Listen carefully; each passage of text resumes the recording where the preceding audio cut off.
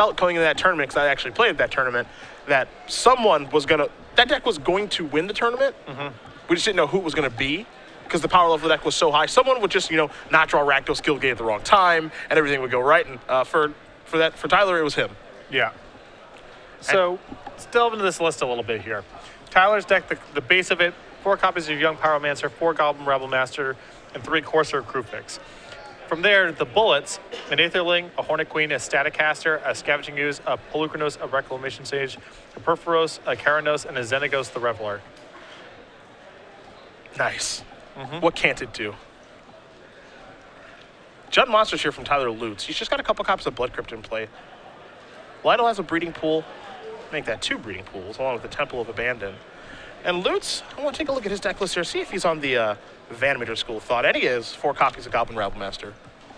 I think that's going to become kind of standard at this point, given how good it looked for Chris last weekend. And it looked good. What Chris cut to fit those Rabble Masters is the card that Tyler just cast. Courser of Crewfix. Now, Courser makes a lot of sense in Lytle's list here, because his deck is so slow in trying to set up shop. But he is playing it alongside the Rabble Master. Saw Museum Mortars take care of that. Here is a Rabble Master. Not going to be the first time on camera. Certainly won't be the last this weekend. Looks like it's going to be an attack here for 1. Tyler's going to go down to 19. So far, the defining card of M15.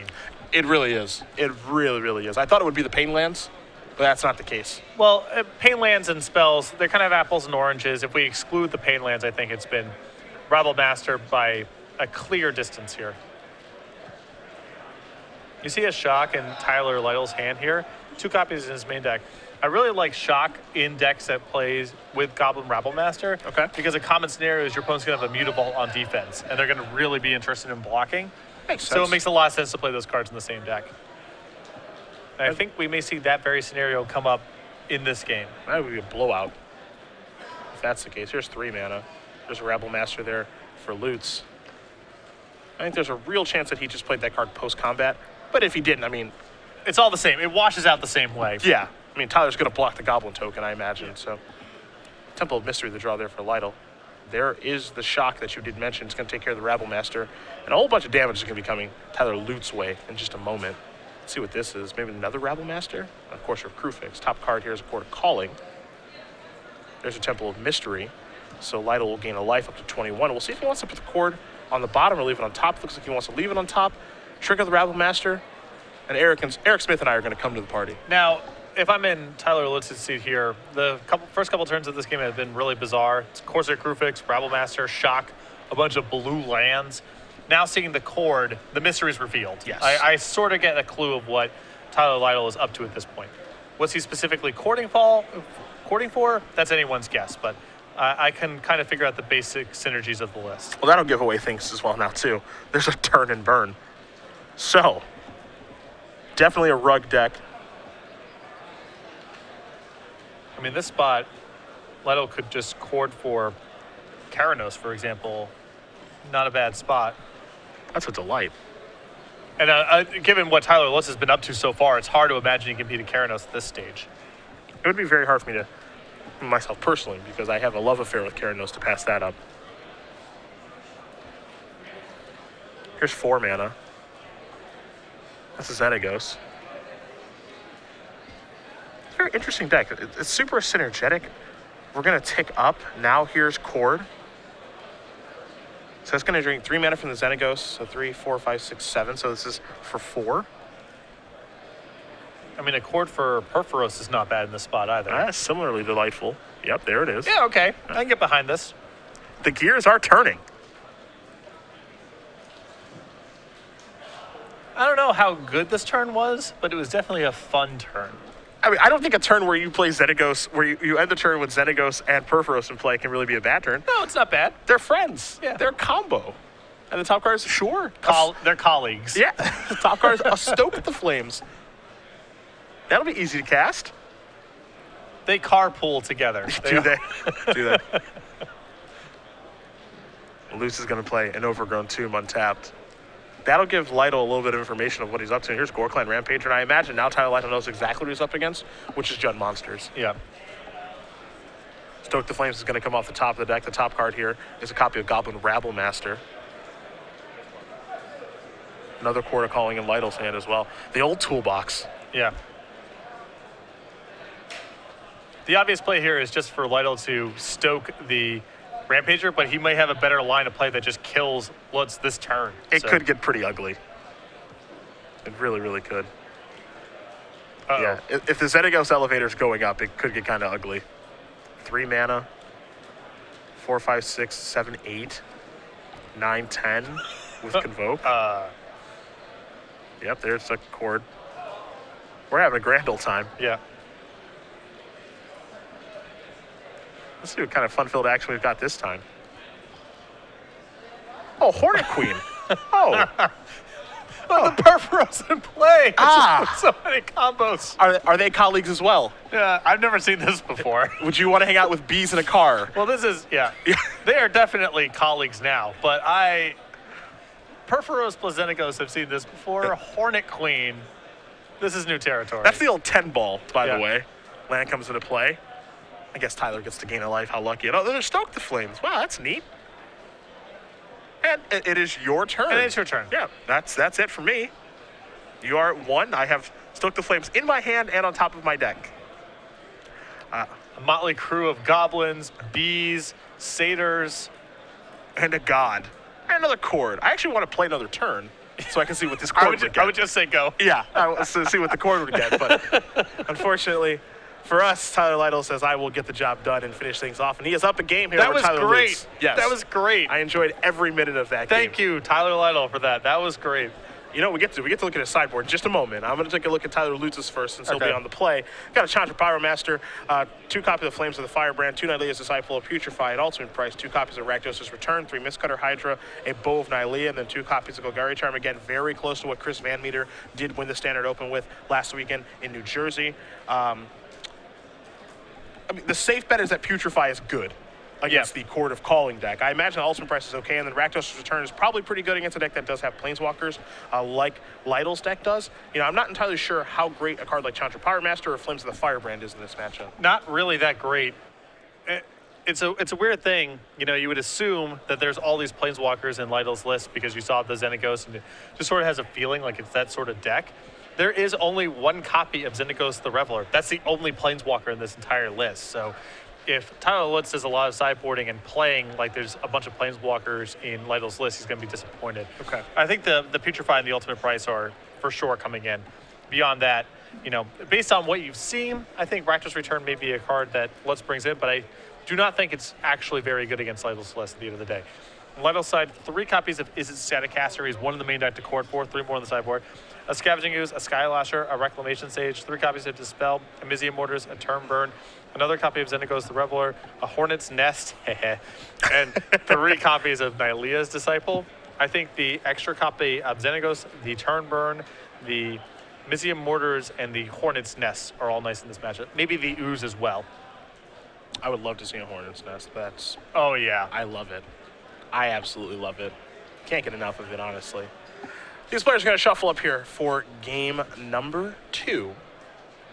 And while they do, we will talk about the Star Stadium's Worm token, our good friend, Mr. 5-5, that's been getting a lot of play recently because green-white is back. Yep. Andy Boswell and friends, a lot of green-white advocates Yes. out there. See the worm fishing with the human. That's called a role reversal. It's supposed to be ironic and generate humor value. That combined with the kind of cute, cartoonish look of the worm makes this a compelling consumer product. You see playmats, tokens, deck boxes, dice bags, the whole shebang. StarCityGames.com creature collection. You can get this over at the website. Who knows what we'll have for next year? I do not. I am looking forward to seeing what it will be, though. That much I can tell you. Of course, you can also get 2 free Worm tokens with website orders placed between June 23rd and October 3rd. Now is a good time to be doing so, of course, because Constar Cure pre-orders are taking place. So Yeah. I'd get it done quick if you want to get access to those tokens. Game number 2 here. We need to figure out a way to get a Worm token into Lytle's deck, I think. It's tough. How would we go about doing I that? don't know. I think Advent of the Worm is the only thing that's making worms right now. 5/5 worms, at least. I had to think about that. Yeah. I feel like there was one other card. Maybe I'm just not remembering. Remember when worms correctly. used to be 6/6s? Yeah, Roar of the Worm, Crush of Worms. Crush of Worms. I have lost a Crush of Worms in a constructed tournament before. Yeah, for sure. Thanks, Eugene. Yep. Eugene Harvey. Your friend. He didn't even say anything. Nothing. Didn't bat an eye. Just, all right, I'll cast Crush Worms. And Mirari, it's your turn. Yeah. What were you playing? A very bad green-red deck. Something with Wild Mongrel? Yes. Something that cannot beat a 6/6, let alone 6 of them. Yep. Yeah. And they're also 7/7s because he has a Wake and Play. That's neat. Thanks. Yeah. Thank you for that. Thank you. The old Crush Worms. Well, don't sell yourself short. It's not like 6/6/6s beat you. That would have been fine. It was 6/7/7s. That's what I couldn't beat. Looks like Lutes is going to take a mulligan here. The range of hands I imagine Lytle's deck draws up are very interesting. That always happens when you have a lot of singletons in your deck. At the end of the day, there aren't that many bullets in the list. There's 1, 2, 3, 4, 5, 6, 7, 8 bullets to tutor for with a cord. And of those bullets, you can call things like Scavenging Ooze and Pelucranos kind of functional in normal games. They're bullets, but if you draw a Pelucranos or a Reclamation Sage, it's not like you're thinking to yourself, oh man, how am I going to use this? Sure. So it's really only the Hornet Queen, the Staticaster, which is going to be incredible in a percentage of games, the Perforos, the Keranos, the Aetherling. Those are really the only bad draws in the deck. That's the key, though, with the bullets. Hopefully they're feasible and functional if you draw them. And most of them are in this list, which is a nice feature. A card like Hornet Queen is going to be pretty good a high percentage of the time, as Lutes is going to keep his 6 hearts and fire off with an Elvish Mystic to get game number 2 underway. Lytle with a Temple of Abandon, leaves the top card on top with the Scry, kicks it back over to Lutes. An attack here for 1. We'll put Lytle down to 19. Here's a Forest, there's a Scavenging Ooze, and Tyler Lutes is off to a better start this game than the last one. Though his start here is implying there's some pretty serious colored mana issues. It's very rare for Jund monsters to open up on basic land into basic land. The card that we were thinking of that makes more 5/5 worms, thank you Twitter audience, is Armada Worm. Armada Worm, yes. That's right. Yes. Yep. Also, absolutely. World Spine Worm too, but that feels a little corner casey. That's not quite the same thing. No. A Steam Fence will come in. And now here's a young Pyromancer, so this can get the party started. Yep. Lutes better have a kill spell. Lutes here with all green mana. Had some mana troubles in the first game, was stuck with 2 Blood Crypts and a Mutavault. Took him a long time to find green mana, but at that point Lytle was just kind of doing his thing. We'll see if he has a red or a black mana and a way to get this young Pyromancer off the table. I imagine young Pyromancer unchecked in Lytle's list is very hard to beat. I mean, it's hard to beat for most decks, period. But yeah. The fact that even if you stabilize, it's fodder for cords. There's an attack with both creatures. And Lytle very quickly takes the damage and will be untapping. So let's see what he can do on his 3rd turn of the game. Drew a copy of Hornet's Nest for the turn. That's less fun. You want that to be corded for mid-combat. Ah, yes. Although the way the game is shaping up here, I think a Hornet's Nest may just be fine for Lytle, period. An attack here for 2. This is going to go down to 18. See a Lightning Strike. There's a Temple of Mystery. And you have to find that delicate balance between, the number of spells you can play to make young Pyromancer good, having enough green creatures to cord with, all that stuff. Make your mana work, too. Yeah, there's a lot of moving parts here in Lytle's list that he has to get firmed up, but for the most part, the pieces work fine on their own, which helps out a lot. It looks like he wants a Lightning Strike something. I think he's just deciding what's it going to be. Do I want to cut your mana or just take down your ooze? It's a little risky because if Lytle goes ahead and kills this Elvish Mystic, and then Tyler is able to find somebody to kill the young Pyromancer, not clear Lytle can handle a 4/4. Yeah, that's the big mystery. We'll see what ends up happening here as Lutes will remove the Elvish Mystic, grow the Scavenging Ooze, and gain a life in the process. Now he's got a 3/3 out there, which reigns supreme on this battlefield, and it's going to come into the red zone, knocking Tyler Lytle down to 11. There's a Sylvan Caryatid before passing the turn back. Caryatid will, of course, generate mana acceleration and actually colored mana, things that Tyler Lutes is having difficulty with. Lutes may have wanted to land more that turn, but just getting it carried is a small victory. Lytle has drawn his card for the turn, already tapping mana, but will unwind here. Figure out what he wants to do. I think he may have another Lightning Strike in his hand. If that's the case, killing that Scavenging Ooze is pretty good. Though he may have better things to do this turn. I think at this stage with Lutes stumbling a little bit, Lytle would rather advance his board and maybe catch the Ooze sometime down the line. Well, there's Lightning Strike number 2, so there goes the Ooze. Trick the young Pyromancer.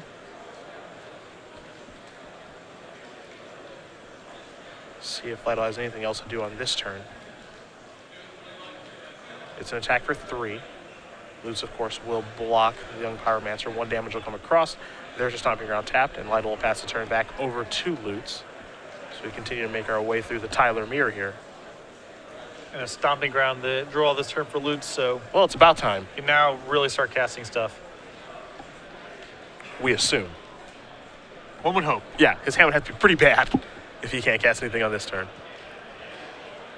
There's Amizium Mortars. Get that young Pyromancer off of the table. It's done enough. Lytle will draw a card to copy of Breeding Pool. So he's got a couple of lands in his hand at this point. Stomping Ground over there as well. Doesn't look like he's found a core calling yet this game. If you signed up for Commander Pod number 2, please come and meet inside of end stage. And there is an issue here that if Lutes just gets to start casting his stuff and Lytle is without any of the power in his hand, Cord or any of his high-impact bullets, even though Lutes has stumbled out of the gates here, cards just like Stormbreath Dragon and Pelucranos can easily take the game over for Lutes. They don't waste time closing it out. That much we know. Speaking of Pelucranos, there that is. Here's a Stomping Ground, and it's an attack for 2, 1 of which will get through. So Lutes is going to go down to 15, and Lytle will pass the turn back yet again. Lutes will draw a card, and we'll see what he can find now that he's actually starting to be able to cast some of his real spells. He's had some real difficulty in both of the games in the early turns. And it doesn't take much for Lutes to really finish off this game if you find certain uncontested threats. Lytle's taking a lot of damage here. Early shots from that Elvish Mystic and the Scavenging Ooze, alongside the mana that Lytle's had to deploy here. He's already at 11. There's 5 mana. You saw Blood Crypt on the play on tap, so now here's Stormbreath Dragon. And it looks like the race is certainly going to be on now. Stormbreath Dragon going to come across for 4 in the air. Lytle's going to go down to 7, and this is exactly what you talked about. Does not take much from this spot. Didn't get a great look at the draw for Lytle. It may have been a copy of Isn't Static Caster, but that's not going to help in this situation. And if Lutes has a Stormbreath Dragon the next turn, it's lights out. No, Lytle's list does have some answers to Stormbreath in the list. He does have Stoke the Flames, a copy of Amizium Mortar, some Turn Burns, but he needs to have it now, obviously. Yeah, I think he may be answerless at this point again. Isn't Static Caster in the grip? We know about the Hornet's Nest. You can see the Breeding Pool.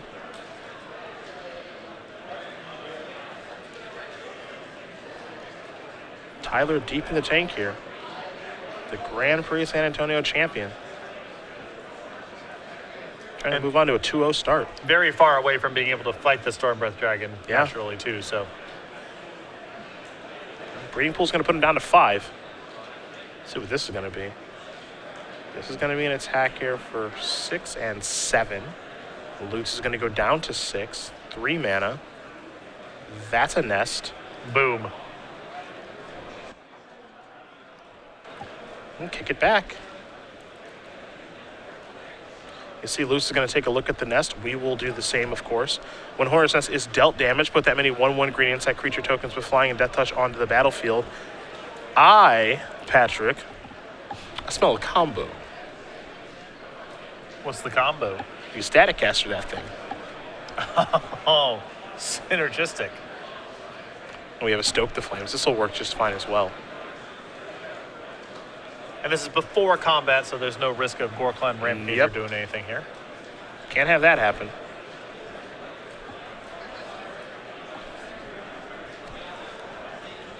Pretty great. Just like rattling the nest a little bit. Yeah, just shaking it. Yeah. You don't want to break it open. You just want to, you know. Give me a B. You want to throw a rock at it. You don't want to break the whole thing open. You just want to throw a rock at it. I think it should be called Bee's Nest. Bees are just scarier to me than hornets. Hornets are like bigger, more frightening bees. I understand that. It's like the same thing, but worse. For some reason, just the word bee just is scary to me. Just Bee's Nest, your turn. There's a temple. Or like Wasp's Nest. Yeah, wasps are pretty horrifying too. Here's an attack. I imagine that it's going to Lutes and not to the Domri. I mean, this is lethal, so you might as well just send it all at Lutes. 2 damage is going to come across. Lutes is going to go down to 4. Again, Lytle with the Staticaster in the hand. Lutes will draw a card.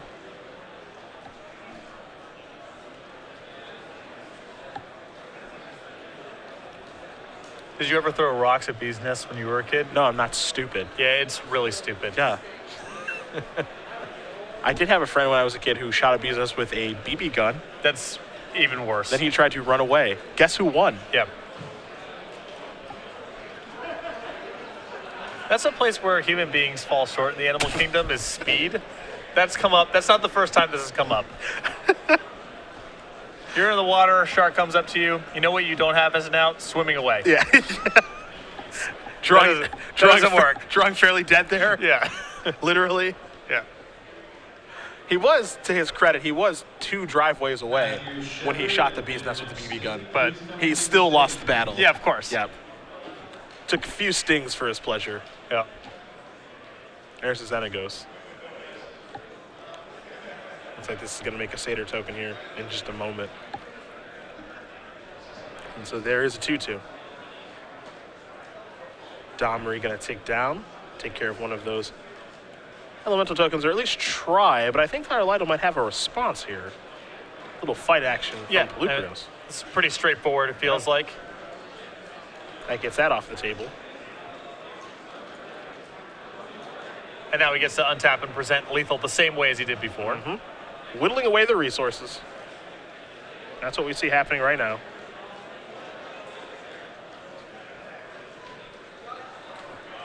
A Rabble Master will come down.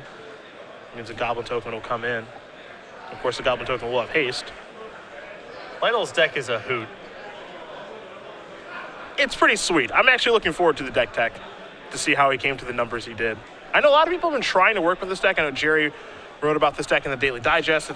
People have been trying to play it on Magic Online. Sam Black recorded a video with it. You see Xenagos is going to bite the dust here. I definitely think that, it feels like there's something here. It seems very difficult to build correctly, though. Yeah, a lot of options. I like Lytle's attack there on that last turn. You see him win the game here. Because of the Pelucranos is the Abyss, Lutes has to block. He gets to take out a Planeswalker for free in that spot. I think a lot of people would have just instinctively sent everything at Lutes, but Tyler knows that he can split that attack there because Lutes has to chump block and he can take care of the Xenagos on the way out. Yes. And at that point, the difference between 1 and 0 is not very much. So we will see Tyler Lytle, the Grand Prix San Antonio champion, win this match with his Rug Court of Calling deck over Tyler Lutes playing Jund Monsters 2-0. And do not forget, we do have a deck tech with him later in the day. Nick Miller sat down with him after round number 1. So when we do have that for you guys, we'll of course let you know, because I imagine a lot of people are interested to see what's going on with that deck. It's going to be a lot of fun.